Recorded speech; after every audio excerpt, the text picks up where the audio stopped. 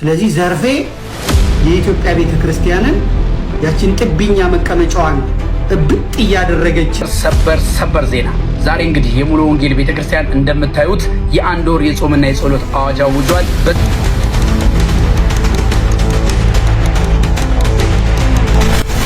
ልጆችን ስታሳድግ መጽሐፈ ሰሎሞንን፣ መዝሙረ ዳዊትን፣ መጽሐፈ ሲራክን እያነበብ ታሳድጋቸው። እንዴት አደራችሁ? እንዴት ዋላችሁ? እንዴት አመሻችሁ?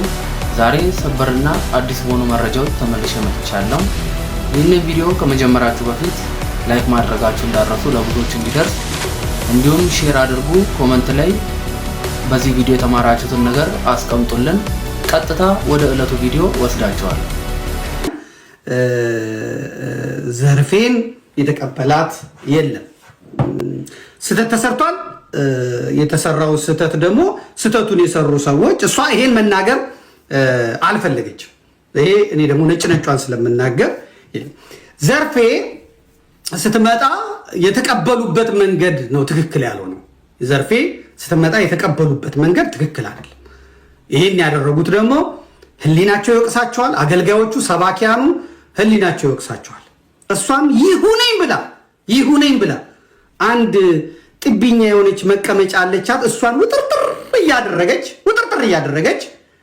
ከዚህ በላይ ቀጭን ልብስ ከዚህ በላይ ያ መቀመጫዋን አጉልቶ የሚያሳይ ያደረገች መነኮሳቱ ፊት፣ አገልጋዩ ፊት፣ ካህናቱ ፊት አጭር ሚኒስከርት ነጠላ እያደረገች ፍርድስ እያለች ፈተና ሆናባቸው ቤተክርስቲያንን አውካለች።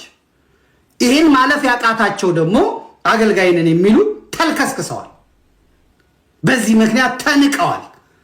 ሃይማኖት ይሄ ነው ወይ ብላ ዘርፌን አትናገርም። እሷ ኢየሱስ ነካኝ፣ ደረቴን፣ ወገቤን፣ ከንፈሬን ሳሜን፣ ግንባሬ ላይ ዳሰሰኝ ነው የምትለው አይደለም። ዘርፌን የተቀበሉበት መንገድ ትክክል አይደለም። ይህን ያደረጉ ሰዎች ዛሬ ቤተክርስቲያኒቷ ውስጥ በመምሪያ ኃላፊነት፣ በስብከተ ወንጌል ኃላፊነት፣ በምን ኃላፊነት የተቀመጡ ናቸው። ዓለም ላይ ጠግባው ዓለም ላይ ብላው ያቃታትን እርኩሰት ቤተ መቅደሱ ውስጥ ጠንስሶ የተቀበሏት የደሃ እንኳን የከበረ ነው የግልሙትና አስተሳሰብ ያላቸው ሳይጠሩ የመጡ አገልጋዮች አግኝተዋታል። እና ወደ ገዳም ከመውሰድ ወደ ምን ከመውሰድ ወደ በየቤርጎ በመውሰድ የርኩሰት ካባን አላብሰዋታል። ይሄ ይቅር የማይባል ነው።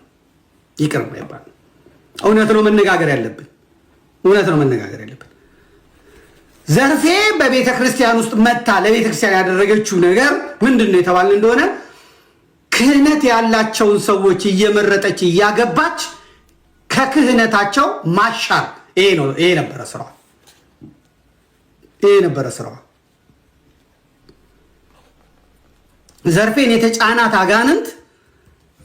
አጋንንት ኢትዮጵያም ውስጥ አሜሪካንም ውስጥ ሄዶ ክህነት ያላቸውን ወንድሞች ዲያቆናትን እነሱም ደግሞ ድምፃዊ ያገኘን ብለው ቁጥር አንዷ ካሴት 90,000 ተሽጧል፣ 100,000 200,000 ተሽጧል። አሁን ቁጥር ሁለትን ደግሞ እኔን ስታገባ 500,000 ይሸጣል።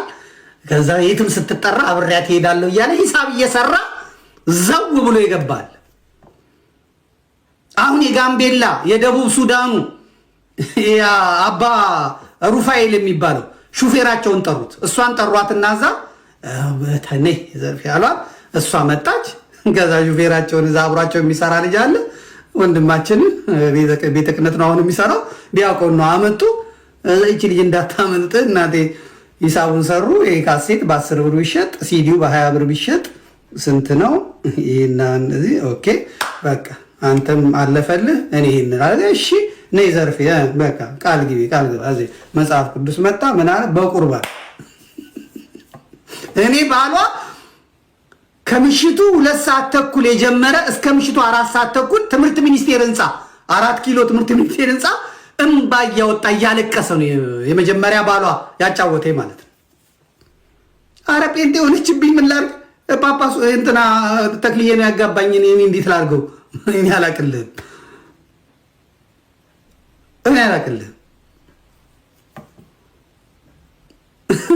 ዛንትን ስትል እነ በጋሻው ደግሞ እነ ትዝታው እዚህ ይሰራሉ። ማንን ያገባሽው ከሌ አረባ ንኪው ስንት አለ አንቺ የሚጠብቅሽ ከዚህ ከዲያቆን ጋር ትጨማለቅ ያለሽ እንዲህ ክህነቱ እንደዚህ ብላ የራሱ ገደል ይግባ። ምን አገባሽ አንቺ? አለቀ። የመጀመሪያ ባሏን ፈታች። አሁን ይህን ኢንተርቪው ላይ አላነሳችም፣ ኢንተርቪው ላይ አላመጣችም። ዘርፌ ለምን ዘርፌ ለምን አይና ለምን ክህነቱን ያጎደፍሽ ከአቡነ ሩፋኤል ጋር ሆነሽ ትክክል አይደለም ብቻ ሆነ።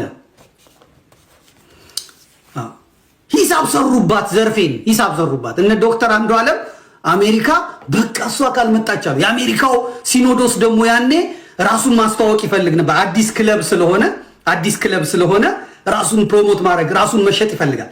እና ያ ክለብ ደግሞ ራሱን መሸጥ የሚፈልገው በታዋቂ ተጫዋቾች ነው። ልክ እንደ ሪያል ማድሪድ፣ እንደነ አርሴናል፣ እንደነ ማንቸስተር በገበያው ላይ ማን ነው የጎላው የሚለው ትዝታው የሚባል አዝማሪ፣ ዘርፌ የምትባል አዝማሪ፣ በጋሻው የሚባል ቲክቶከር እነዚህ ናቸውና የሚገኑት። እነዚህን እናምጣቸው። የብሉያት የሐዲሳት መጻሕፍት ሊቅ አያስፈልጉም። ስለዚህ የሰንበት ትምህርት ቤቶች አያስፈልጉም። እነዚህን አምጥተን ገበያ ላይ ብናውላቸው እዚህ ቤተክርስቲያኖቻችን ላይ ዘርፌን ብሎ ይመጣል። ይሄ አዝማሪው ክለብ ናይት ክለብ የሚያደምቀው ይመጣል። ቤተክርስቲያናችን ይሞላል።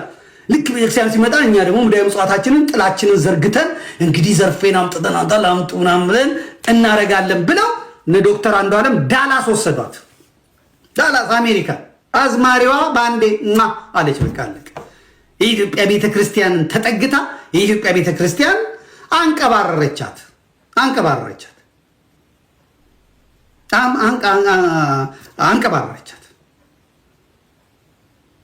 እዛ አሜሪካ ምናምን ደግሞ ስትሄድ እዚህ ለመቅረት ምን ለማለት እንያዛት አሉና ዶክተር ገብርኤል የሚባል ዲያቆን ያንን ዲያቆን እዛ ጳጳስ አጋብቷታል። እዚህ ደግሞ እነሱ ይህንን ከኛ እንዳታመልጥ የእኛን ልጅ እንዳርላት አሉና ዲያቆኑን አመጡና እንካ ግባ አሉት።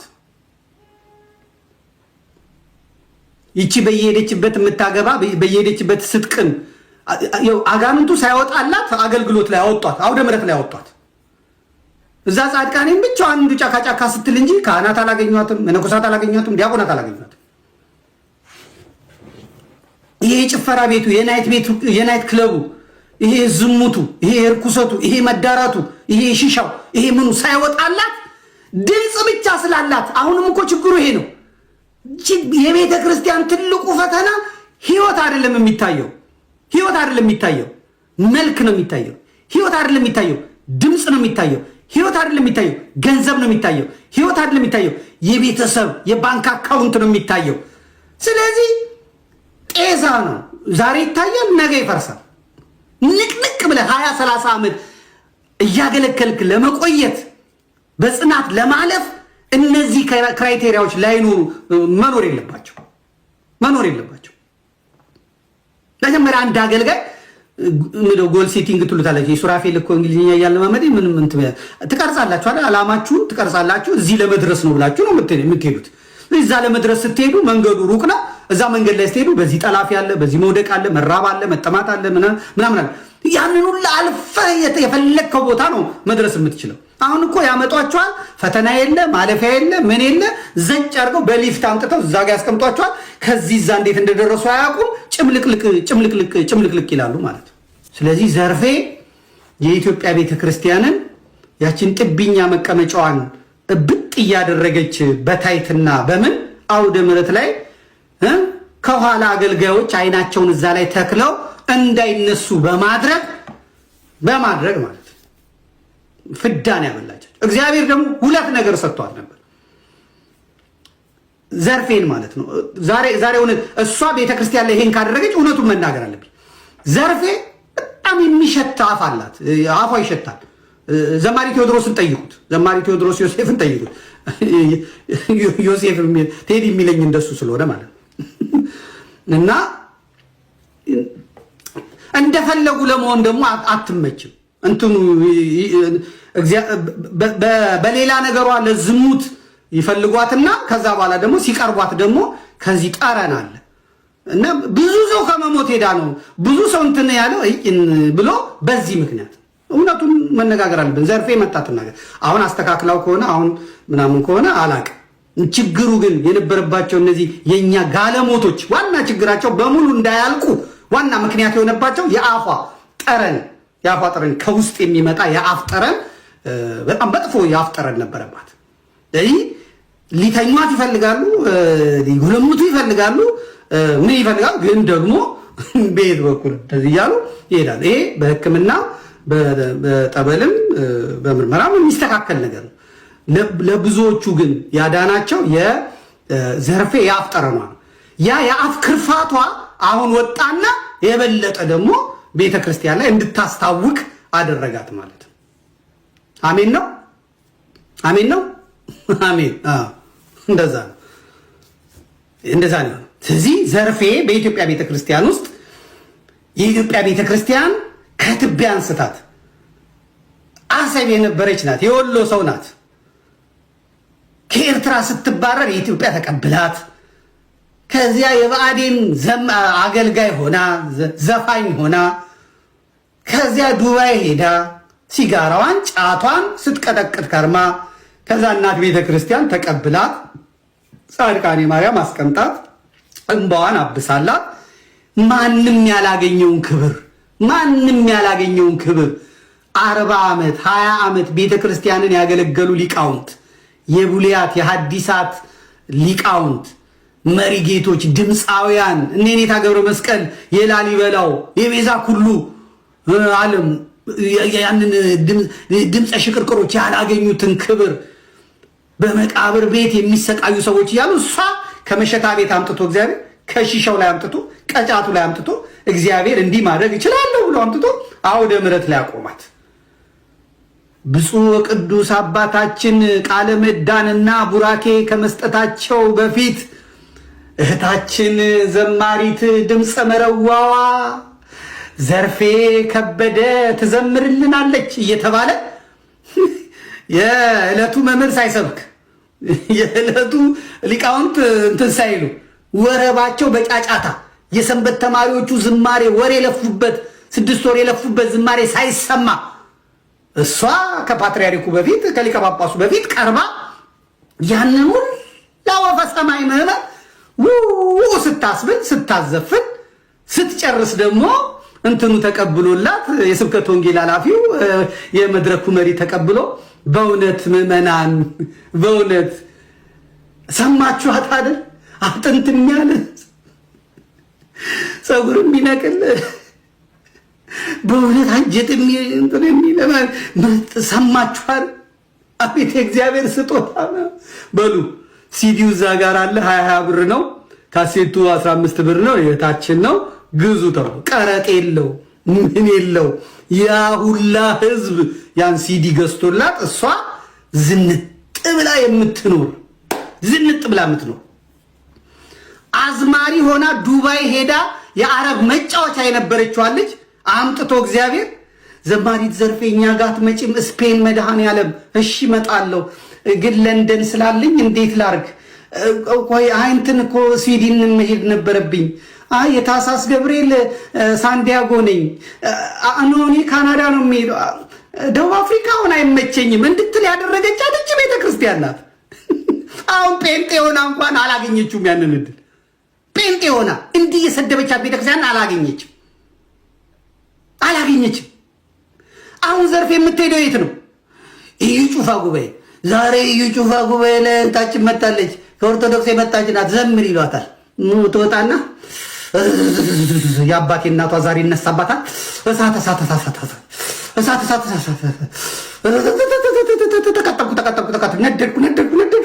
ይሄ እኮ ጥሩ ካህን ቢያገኛት ጥፍንቅ አድርጎ አስሮ እዛ ጠበል ቢያስቀምጣት ወይም ደብረ ሊባኖስ ገድል ቤት ቢወስዷት ይሄ አጋንንቱ ይለቅባት ነበር። ወይኔ ኢየሱስ የኔ ላቭ የኔ ፍቅር ምን ልሁንልህ የሚያንጠራራ እንትን አያገኛትም ነበር።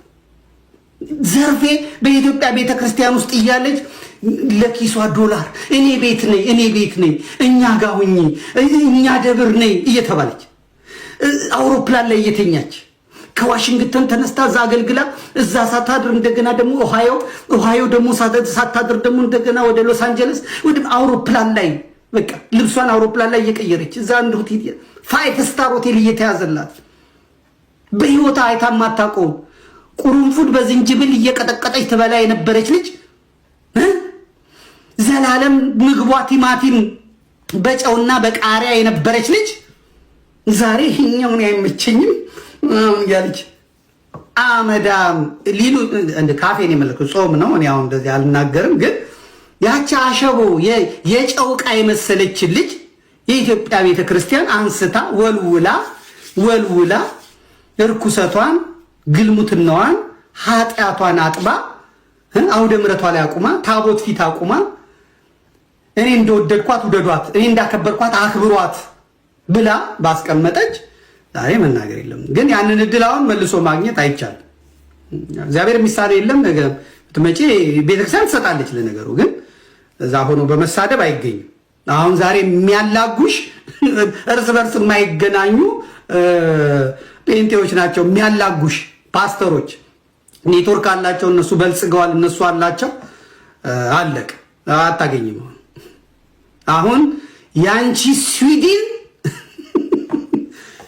ጩፋ ጋር ያንቺ ሎስ አንጀለስ ዳንሳ ነው። ዳንሳ ተጩፋ ወደ ዳንሳ፣ ተዳንሳ ወደ ዮናታን፣ ተዮናታን ወደ ሳበርታን፣ ተንታን ወደ ላይታ፣ ከላይታ ወደ ኮንታ፣ ከኮንታ ወደ ሱሉልታ፣ ከሱሉልታ ወደ ሜታ፣ ከሜታ ወደ ገበታ፣ ሸገር ገበታ። እንደዚህ ነው የምትመላለሽ በእውነት እውነት። እና ይሄ ትክክል አይደለም። እኔ እናንተም እህታችንን ትንስትሉ ግን የአዝማሪዎቹን ወግ በደንብ ሰምቻለሁ። የኢትዮጵያ ቤተክርስቲያን ኢየሱስ ሲባል ድንጋይ ወረወሩባት።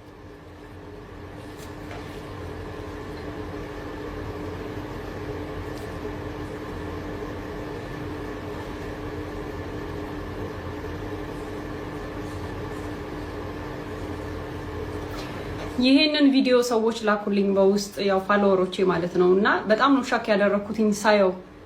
እርግጠኛ ሆኜ የምነግራችሁ እቺ ልጅ ብዙ ነገር አስለምዷታል ከዚህም ውጪ ማለት ነው። እና እንደዚህ በድፍረት ቪዲዮ ሪከርድ አድርገህ መልቀቅ ምናምን ከቻልክ ያለበት አካባቢ ላይ ቲክቶክ ተጠቃሚዎች በደንብ አሉ፣ ኢንተርኔት በደንብ አለ፣ ኤቭሪቲንግ አክሰሱ በደንብ አለ ብዬ አምናለሁኝ። የትም ከተማ የትም ክልል ላይ ይሁን ማለት ነው። ስለዚህ እዛ አካባቢ ያላችሁ ሰዎች አባቷም ይሁን ወንድሟም ይሁን አጎቷም ይሁን ወይ ጎረቤት ምኗም ይሁን እቺ ልጅ ምን እንደተደረገች ምን እንዳደረጋት ከዚህ ውጪ ማጣራት መቻል አለባችሁ። ለህግ መቅረብ መቻል አለበት። የሴት ልጅ ጥቃት ይሄ አንዱ ማሳያ ነው። በእርግጠኝነት ምኗም ይሁን ምኗም ግን I was like በጣም የሆነ ሰውነቴን የተንቀጠቀጠውና ደግሜ ነው ያየሁት እንትን ከማለት የተነሳ ላይክ ማመን ያቃተኝ ማለት ነውና ይሄ እንደውም ቀርጾ ለቆት ያየነው ነገር ስለሆነ ነው። ከዚህ ጀርባ ያላየናቸው ብዙ ጉዶች አሉ በየቤቱ፣ ብዙ ታሪኮች አሉ በየቤቱ። ስለዚህ ይሄ ልጅ ለህግ እንዲቀርብ የማድረግ ኃላፊነት ያለባችሁ በዋነኝነት የሚኖሩበት አካባቢ ላይ ያላችሁ ወጣቶች፣ እናቶች፣ አባቶች ሁላችሁም ናችሁ ይሄን ልጅ ለህግ እንዲቀርብ ማድረግ ያለባችሁ። ሌላ ደግሞ ስፔሻሊ እናቶች ልጆቻችሁን እባካችሁ ጠብቁ። ዘመድ ነው፣ ጎረቤት ነው፣ የአባት ቅርብ ዘመድ ነው፣ የእናት ቅርብ ዘመድ ነው የሚባል ነገር የለም። ኢቭን ለእንግድነት ሰው ቤታችሁ ሲመጣ ከቻላችሁ ልጆቻችሁን ሰብስባችሁ ጉያችሁ ስራ አሳደሩ። ለልጆቻችሁ አይናችሁ የንስር አይን ይሁን። ልጆቻችሁን በደንብ ጠብቁ። ብዙ አውሬ አለ፣ ብዙ ክፉ ሰው አለ። በእውነት ነው የምላችሁ። እቺ ልጅ አሁን እሷ ናት ሁላ እየሄደች የምትስም ያለችው። ለመናገር ራሱ እንዴት ይቀፋል። this means ብዙ ነገር አስለምዷታል ማለት ነው። እንግዲህ በድፍረት እንደዚህ ቀርጾ እስከማውጣት ድረስ ከደረሰ ህግ የለም እያለ እየተናገረው ነው ከጀርባ ማለት ነው። ህግ የለም እና I can do whatever I want ያንን ነው እያሳየ ያለው ለኛ። ከዚህ ውጪ ሌላ ነገር አድርጓት ሊሆን ስለሚችል በእርግጠኝነት ደግሞ አድርጓታል። ፕሊዝ አካባቢ ላይ ያላችሁ ሰዎች ለህግ እንዲቀርብ አድርጉት። እናቶች ደግሞ ልጆችን ስታሳድግ መጽሐፈ ሰሎሞንን፣ መዝሙረ ዳዊትን፣ መጽሐፈ ሲራክን እያነበብክ አሳድጋቸው የሚሉ በስጋቸውም ትጉ ተማሪ ይሆናሉ። ቢሾሙ እንዴት እንደሚኖሩ ያውቃሉ። ቢያገቡ እንዴት እንደሚኖሩ ያውቃሉ። ፍርድ ያውቃሉ። ቢነግዱ እንዴት እንደሚያተርፉ ያውቃሉ። የትኛውን ጉዳይ ላይ ምን ማድረግ እንዳለባቸው ያውቃሉ። ጥበብ ማለት ምን ይመስላችኋል? ጥበብ ምንድን ነው ታውቃላችሁ? አታውቁም? ስለ ጥበብ ጥበብ ማለት አንድን ነገር የትና መቼ እንደሚያደርጉት ማወቅ ማለት ነው። ጥበብ ማለት እሱ የት ነው የምታደርገው? አንዳንድ ጊዜ ዝምተኛ ነን ብለን መናገር ያለብን ቦታ ላይ ዝም እንላለን። እንደ ድንጋይ መናገር የነበረብህ ሰዓት ላይ መናገር የሌለብህ ሰዓት ላይ ደግሞ ትለፈልፋለህ። ይሄው እኮ ችግሩ እሱ ነው። ዝም ባለበት ሰዓት መለፍለፍ፣ መናገር በሚገባህ ሰዓት እድልህን ማባከን፣ ያንን ሰዓት ደግሞ አለመለየት። ጥበብ ማለት የት መቼ ምን ይደረጋል ብሎ መለየት ነው። ዕውቀት ማለት ምንድን ነው ብሎ መናገር ነው። ዕውቀት ማለት ይሄ አትሮንስ ምንድን ነው ብሎ ማወቅ ነው።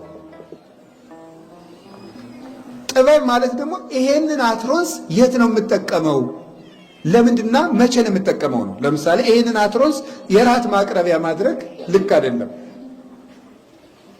በቦታው በጊዜው